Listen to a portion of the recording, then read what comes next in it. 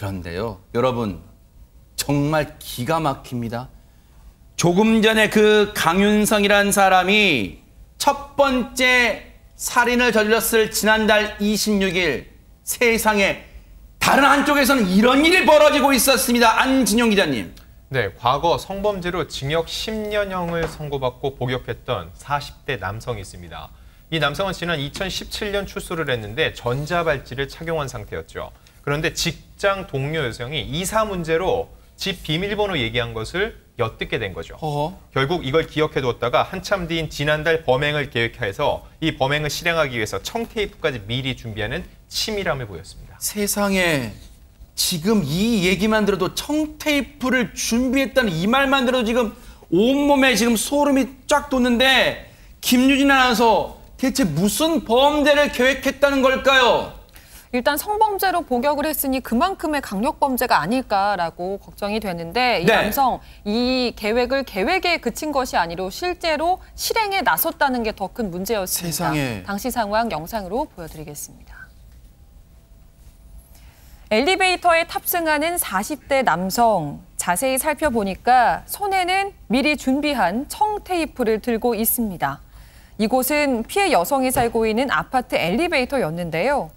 엘리베이터를 타고 올라간 남성 1시간 40여 분이 지나고 나서야 다시 모습을 드러냈는데 그 사이 무슨 일이 있었던 건지 걱정스럽습니다. 다시 내려갈 때는 앞서 들려있던 청테이프는 온데간데 없습니다. 이인철 변호사님, 그 사이에 저 남성 대체 어디에서 뭘 한 걸까요? 영화의 한 장면이라고 한번 생각을 해보세요. 제가 설명을 해드릴게요. 이 남성이 오후 6시 40분에 여성의 아파트에 침입합니다. 그래서 이제 몰래 베란다에 숨었는데요. 부엌에 가서 흉기를 이제 챙깁니다. 흉기를 들고 베란다에서 이제 기다리고 있는 거예요. 이 여성이 오기만을 이제 베란다에 숨어서 기다리고 있습니다. 자, 이 여성이 귀가를 딱 했잖아요. 그러자 이 사람이 이제 흉기를 들고 베란다에 나와서 여성에 대해서 성폭행을 시도한 것입니다. 세상에. 이 여성이 얼마나 무서웠겠습니까? 정말 생각만 해도 너무나 끔찍합니다. 여성이 귀가할 때까지 베란다에 숨어서 1시간 40분을 기다리고 있다는 저의 내용에 더 경악스럽고 소름이 끼칩니다. 양재민 변호사님, 그 사이에 그럼 그 이후에는 정말 혹시 그 우려스러운 범행이 이루어진 거예요, 그러면? 다행히도 미수에 그쳤습니다. 정말 천만다행이라는 생각이 드는데요. 이 여성이 지인과 통화를 하면서 집에 들어오게 된 거예요. 그러다 보니까 갑자기 남성이 베란다에서 탁 튀어나오니까 이 여성이 이제 통화를 하고 있으니까 그대로 이제 소리를 질렀는데 그 비명 소리가 다 전달이 됐고요. 그래서 이제 통화를 하던 지인이 뭔가 이상하다라고 생각을 해서 그 근처에 사는 친척을 급하게 이제 그 집으로 또 보냈고 그러면서 이제 남성을 설득하게 되는 겁니다. 이 집 앞에 다 사람들이 와 있기 때문에 지금 발각이 될 수가 있고 이거 이렇게 해봤자 소용이 없다라고 이제 설득을 하게 되고요. 이 남성이 결국 8시 한 20분쯤 그러니까 침입한 지 한 1시간 40여 분 정도가 지난 시점에서 이 남성이 도주를 갑자기 저렇게 하게 됩니다. 천만다행히 그 여성은 큰 피해는 없었습니다만 얼마나 놀랐을까요, 세상에. 그런데 앞서 안진용 기자님 설명 중에 최재문 교수님, 이 사람이 2017년 출소했는데 전자발찌를 착용하고 있었다 그랬잖아요. 그러면 아니 저렇게 막 돌아다니는데 경보가 울리지 않았을까요? 안 울렸어요. 그러니까 이게 전자발찌의 효용성에 대해서 논란이 되는 거죠. 왜냐하면 전자발찌가 울리려면 두 가지 조건이 충족이 되는데 하나는 훼손하는 거예요. 전자발찌를 훼손하지 않았어요. 이 사람 차고 있었던 상황이었고 두 번째는 그 전자발찌를 차고 위험 지역으로 규정된 곳에 가면 울리는 거예요. 예를 들면 학교 이런 장소. 근데 지금 일반 가정집이잖아요. 위험 지역으로 인정이 안 된 거예요. 그러면 사실 전자발찌를 차고 만약에 일반 가정집이나 이런 데 가서 범행을 저지르면 전혀 못 잡는다는 거잖아요. 지금. 세상에. 이런 부분도 사실은 앞으로 법무부가 해결해야 될 문제점이 아닌가 이런 생각이 듭니다. 저 전자발찌를 찬 상태에서 저런 범죄, 강력범죄, 추가범죄가 다행히 미수에 그쳤습니다만 현장에서 주랭랑 쳤어요. 검거 못한 겁니까? 그러면 이인철 변호사님. 그래도 다행히 검거를 했습니다. 이 사건에서는 전자발찌보다 CCTV가 더 효용이 좋았습니다. 경찰은 이제 탐문 수사, 아파트 주변의 CCTV를 통해서 범인을 특정을 해서 사건 이틀 만에 이 사람을 이제 검거를 해서 구속을 했고요. 검찰에 송치를 했는데 요즘같이 CCTV가 이렇게 많은 세상에서는 이제 완전 범죄는 없습니다. CCTV가 워낙 많고 블랙박스도 많고 워낙 이런 범인을 특정할 수 있는 게 많기 때문에 이러한 범인은 반드시 검거가 됩니다. 자, 오늘 검찰의 이 사람의 이 악마가 정말로 사람 같지 않은 이 범인이 검찰에 송치가 됐는데 그 모습 보시고 이어가 보도록 하겠습니다. 혐의 인정하십니까? 성폭행 혐의 인정하십니까? 아파트에 왜 들어가셨나요? 언제부터 그 집 들락날락하셨어요? 피해자한테 하신 말씀 없으세요?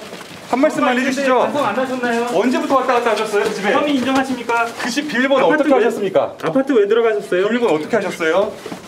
피해자한테 미안한 마음 있으시다면서요? 한 말씀만 해주세요.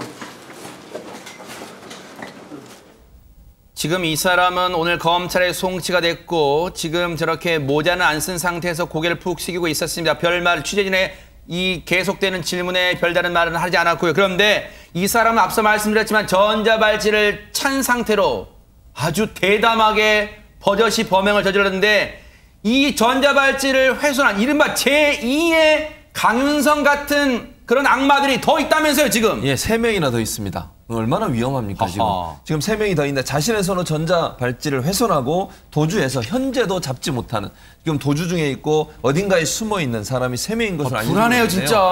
먼저 2019년 10월 25일 날 60대 성범죄자 남성입니다. 울산에 거주하고 있는 분인데 이 사람 같은 경우에 자택에서 이웃 여성을 성폭행해서 전자발찌를 착용하게 됐고요. 2년째 도주 중인데 문제는 현재 2년이 지나가지고요. 기간이 원래 3년이었거든요. 전자감독 기간이. 그 기간 자체도 지나버렸어요.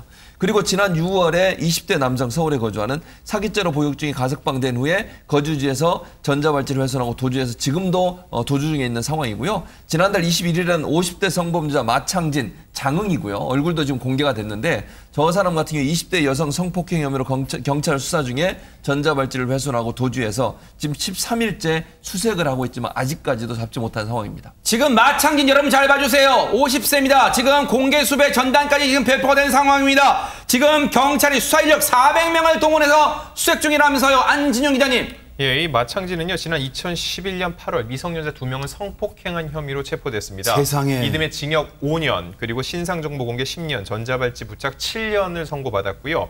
2016년 출소 후에도 전자발찌를 착용을 하고 있었습니다. 그러다 올해 7월 말 20대 여성을 성폭행한 혐의로 경찰 수사를 받고 있었는데 그러다 지난달 21일 이 전자발찌를 회수 후 도주를 했는데 이 얘기는 결국 20대 여성을요 전자발찌를 찬 상태에서 성폭행했다는 얘기입니다. 이 전자발찌의 효용성에서 다시 한번 생각해 볼 수밖에 없는 대목입니다. 지금 보세요. 이 마창진이라는 사람은요. 이 악마는요. 2011년 미성년자 2명 성폭행 그리고 올해 7월 말에 20대 여성 성폭행 성폭행 범죄, 특히 성범죄는 반복될 가능성이 높다는 게 지금 여실히 드러나고 있어요. 그런데 양재민 변호사님, 공개 수배를 결정한 경찰의 이 시점이 너무 늦은 거 아니냐, 이런 늑장 대응 아니냐 지적이 나오고 있습니다. 그 부분이 조금 아쉬운 대목이라고 보입니다. 사실 공개 수배를 결정하기 위해서는 원래는 일정한 요건들이 이제 갖춰져야 되는데 사실 긴급 수배 같은 경우에는 또 재범을 할 우려가 있다라고 판단이 되면 충분히 이제 바로 공개 수배로 전환이 돼서 될 수가 있거든요. 근데 사실 전자발찌를 본인이 훼손했다라는 거는 범죄의 고의가 있다라고 봐야 되는 거 아닌가라는 생각이 듭니다. 그렇기 때문에 충분히 재범의 우려가 있었다라고 판단이 돼서 좀 신속하게 수배를 할 수가 있었는데 그 부분이 조금 아쉬운 대목으로 보입니다. 자, 김유진 아나운서. 사실 지금 중요한 건 물론 경찰이 많은 인력을 동원해서 백방으로 수색을 하는 것도 중요하겠습니다만 지금 우리에게 절실한 건 시청자와 시민분들의 지금 관심일 거예요. 맞습니다. 지금 13일째 소재가 불분명하기 때문에 여러분의 제보가 굉장히 절실한 상황인데요. 정보가 좀 제한적이긴 합니다만 그래도 어제 이어서 다시 한번 전해드리겠습니다. 이름은 마창진, 나이는 50세고요. 167cm에 56kg으로 작고 마른 체형을 가졌습니다.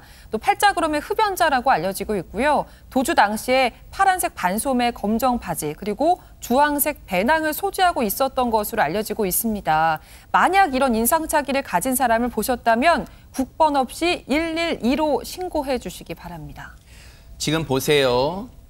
여러분의 관심이 왜 중요하냐면 앞서 마트에서 현금 50만 원을 훔친 사람을 열흘 넘게 흘러도 길 가다가 경찰이 딱 발견하고 검거한 사건 전해드렸잖아요. 저 사진을 잘 봐주세요. 왜냐하면 저 마창진이라는 인물이 아무리 옷을 갈아입어 이른바 변복을 해도 그리고 헤어스타일을 혹시 바꿔도 그래도 얼굴은 쉽게 말하면 단기간에 성형하지 못할 거예요. 그렇다면 여러분 기억을 잘 해주시기 바랍니다. 저 얼굴, 생김새, 이목구비 생김새 혹시라도 주변에 이런 사람들이 있거나 또는 있는 비슷한 것 같다. 그럴 경우에는 꼭 광주보건관찰소 해남주소 등 조금 전에 저희가 보여드렸죠. 그 번호로 신고하시는 것도 필요하고 급하다. 뉴스파이터에 정말 제보해 주시는 것도 괜찮고요. 정말로 국번호 112도 괜찮습니다. 왜냐하면 최진봉 교수님, 예. 저 사람이 계속되는 도주를 위해서 또 다른 범죄를 할 수 있기 때문에 그래서 우리가 큰 거예요. 그렇죠. 그건 불안하죠, 사실. 네. 왜냐하면 주변에 있는 분들이 저 사람이 어디 있는지도 모르고 소재 파악도 안 되고 좀 도주하면서 필요하면 돈이 필요해서 또 범행을 저지를 수 있잖아요. 그러니까요. 또 여성들, 약한 여성들을 향해서 또 도주를 또 범행을 저지를 수도 네. 있고 평소에 성폭행 이런 거 했던 사람이라면 또 그런 범행을 저지를 가능성은 충분히 있어요. 네. 그래서 우리 사회를 안전하게 보호하기 위해서는 우리 모두가 두 눈 부릅뜨고 저 사람 비슷하게 생긴 사람 반드시 112에 신고해 주셔야 되고요. 신고를 빨리 해서 잡아야만 우리 모두가 편안한 삶을 살 수 있다고 보여집니다. 자, 지금이라도 저 도주극을 벌이고 있는 마창진 불안해서라도 아마 뭔가 언론을 접할 수도 있어요. 지금 나에 대한 뉴스, 기사가 어떻게 나오고 있는가 그렇다면 보고 있다면 지금이라도 늦지 않았습니다. 자수하기 바랍니다. 대한민국은 삼면이 바다입니다. 도망칠 곳 없어요. 반드시 검거됩니다. 그러니까 지금이라도 자수하기를 진짜로 권유합니다. 검거되는 그날까지 뉴스파이터도 눈 부릅뜨고 따라붙어 보도록 하겠습니다.